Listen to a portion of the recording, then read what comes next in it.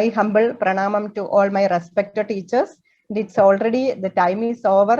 So how it's very difficult for me to wind up in time. It's okay. Just directly enter the subject and proceed. Okay. So first of all, my topic for presentation is concept and application of dietary principles in Agatantra in clinical toxicology. So why this topic? We all know in this pandemic situation, diet helped many people in preventing from the attack of COVID-19. The most recommended diet are based on our Ayurvedic principles only. That is why I selected this paper for presentation. And to the introduction, the desire to lead a safe and comfortable life is inherent in all living beings. By understanding how to prepare food best suited to our body and mind, we can utilize nutrition as a source of healing. And coming to the objectives, first I would like to explain some concept of dietary principles that is seen in our classics while dealing with the toxicology, and then the application of these Agatantra principles for a better nutrition with respect to longevity and developing a strong immune system that lowering the risk of non-communicable disease or chronic disease or whatever it may be. And the Agatantra branch of Ayurveda offers extensive insights about nutrition and health based on certain unique conceptual as well as theoretical positions. Most health problems develop due to wrong eating habits and cooking methods, which lead to accumulation of toxins in our body. And according to Charaka Samhita, or food can be considered as a major therapeutic tool. Why? Pathya is given as a synonym for Chikitsa, and this is relevant for both health and disease. And Acharya defined the toxicology branch of Ayurveda Ashtanga as Vishwagara Vairodhika Prashamana. Itself indicates how much important is Ahara in dealing with the clinical toxicology. He equated food as the common cause for maintenance and as well as destruction of the body. Aharohi Maha Vaishajyam, and explained Annapana Vidhi and Ahara Vidhi Vishesha Ayadanas. Then the concept of Gara, then the 18 types of Viruttha and its complications, then the properties of poisoned food, the diet and regimen in Vishachikitsa is considered as a functional food. That's also explained very well. And what is meant by functional foods? Functional foods can be defined as dietary items that, besides provide nutrients and energy, beneficially modulate one or more targeted functions in the body. How? By enhancing a certain physiological response and by reducing the risk of disease. All dietary patterns explained in our classics are functional food itself. And Susra Samhita also has the same line of thought, and the complete 8 chapters of Kalpasthana is dedicated for toxicology. And Kalpasthana starts with the Annapana Raksha Adhyaya. It is the mode of preserving the food and drink from the effect of poison. And it is the duty of Agatantra physician, who was appointed as a royal physician, and it is a highly esteemed position to safeguard the persons from poison. And the indications of poison food and drinks, how to detect the poisonous characters of the food, mode of administration, all are explained. And apart from that, the Kalpasthana starts with the sloka, Ahara Stideschapi Bhavanti Pranino Naraha. That is, Ahara is as equal as important as our prana, and ends with the sloka, Ukta Ahara Samacharascha Iha Pretyacha Modade. That is, the one who follows the diet and lifestyles explained in Kalpasthana, he enjoys happiness both in this world and in the next. And it indicates the eternal and imperishable character of our science Ayurveda. And in Ashtanga and Ashtanga Sangrahakara, the same opinion as others. And in Ashtanga, it is said that Annapanam Vishad Rechet Visheshena Mahipate. Yoga Chemo Tadayato Dharmadhya Yennibandhana. It's a food and drink should be protected from the poison, and the welfare and health, yoga and shema depends upon food, and dharma, the righteousness, are conditioned by them. It shows the importance of food, how much important is food.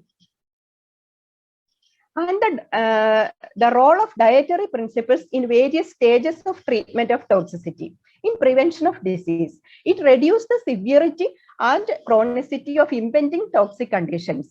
Here in Dushi Visha, Ajirna and Ahidashana, etc., can be considered as an aggravating factor for Dushi Visha.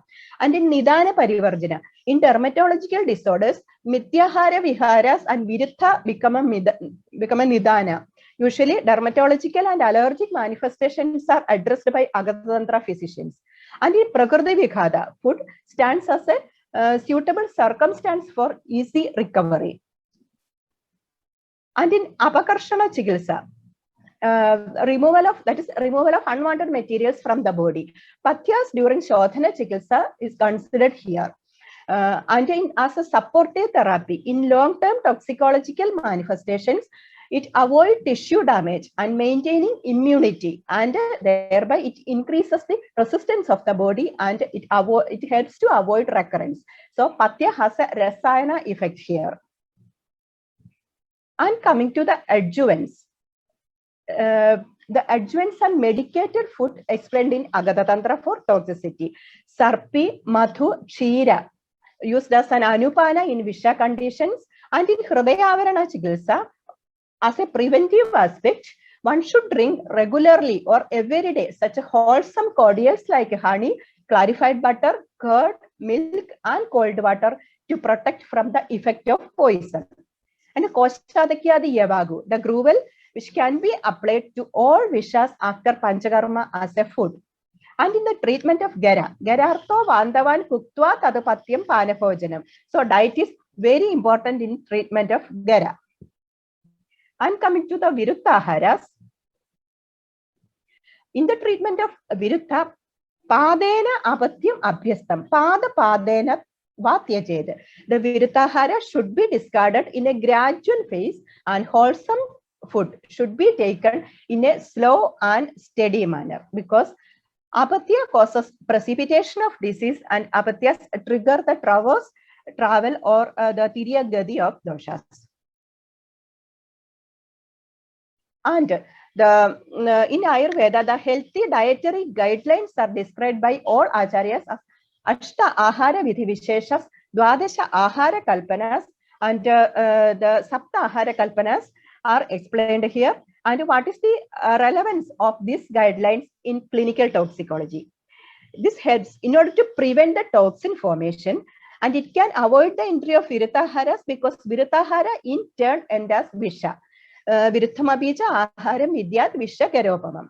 And it helps to reach Dhatu Samyada and prevent the obstruction of Srotas and boost Dhatus and Ojas and provide immunity. By improving Ojas, we can nullify the toxic effect. Ojaso Viviridam Yadu Tishnadir Anyudam Gunehi.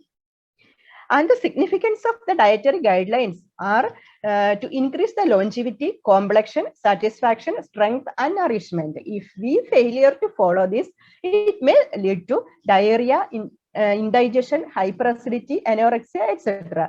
The same as Dushi Visha Samanya Lakshanas. That means failure to follow the guidelines leads to latent toxicity or Dushi Visha. Tenardido, Pinnapurisha Varno, Dushtasrarogi, Tridarojakartha, likewise.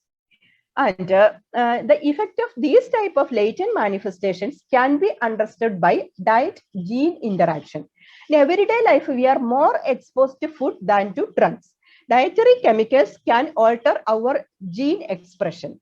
Evidences are there supporting that a person's food, dietary habits, and food preferences has a lot to contribute to their gene. While analyzing the dietary restrictions in Agata Tantra, it reveals the concept of Viruttha, Gera, Amavisha, etc. are developed on the basis of these clinical observations. And the nutrigenomics, that is nutritional genomics, defined as the relationship between nutrients, diet, and gene expression, the study of the consequence of the influence of nutrients and other bioactive food components on the expression of a genetic material. And the dietary signature in cells helps to understand how nutrition influences homeostasis. and it can determine the individual's nutritional requirements based on the genetic makeup of the person, as well as the association between diet and chronic disease. It will identify the genes involved in physiological responses to diet. And the nutrigenetics, that is the relationship among genes, diet, and health outcomes. How the genetic makeup of a particular individual coordinate his or her response to various dietary nutrients. The degree to which diet influences the balance between health and disease status. And it may depend upon one's genetic makeup.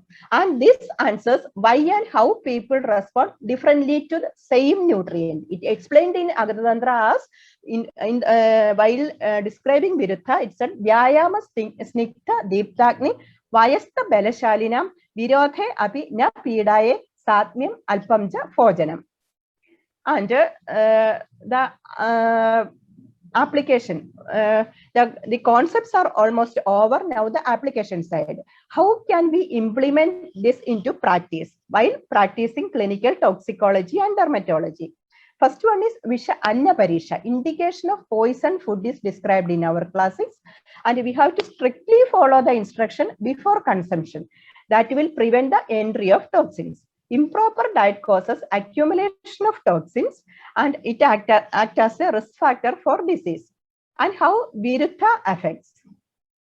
Increase in oxidative stress and inflammation that destroy the original dietary ingredients. That leads to the potential, it generated some potential toxic compounds. And the immune system, endocrine system, digestive system, and circulatory system, nervous system, all are affected by the continuous consumption of Viruttahara. While going through the pathology of chronic diseases affecting these systems, the relationship between our toxic dietary pattern and its influence on gene expression profile can be revealed. And this can be through several mechanisms, and specific genetic polymorphism in human populations change their metabolic response to diet and influence the risk pattern of disease. And this effect will be sudden, delayed, or cumulative effect. And all Viruthas can be Apatya or Visha, and it has a very much role in the manifestation of disease. And while going through the Nidana of Kushta, Amavata, Vatarekta, Ama Visha, everywhere the Nidana factor, one of the Nidana factors is Virutha itself. And coming to the treatment of Virutha, it is Nidana Parivarjana, first Shodhana for Nirharana, then the Padamshika Krama, that to avoid remissions in the initial stage 1/16 or 1/4 of Apatya, that has to be discarded considering the Ahara Kala, and Patyahara has to be adopted in its place. The daily practice till it will reach the habit of consuming wholesome, compatible diet regularly. So if we follow that, there will not be a recurrence of apachita doshas, and the upachita doshas become stable too. And the concept of Amavisha. It's somewhat a debatable topic, and the relationship with the toxicity. The causes of Amavisha is Virutha, Atyashana, Ajirna, Shilino, Amavisha, Mahakhoram. Ama is undigested and incompletely formed product of digestion in the stomach, and we can consider it as Malasanjayaja Ama, that is accumulation of waste products in the body. That leads to retention toxicosis, and that leads again result in Amavisha.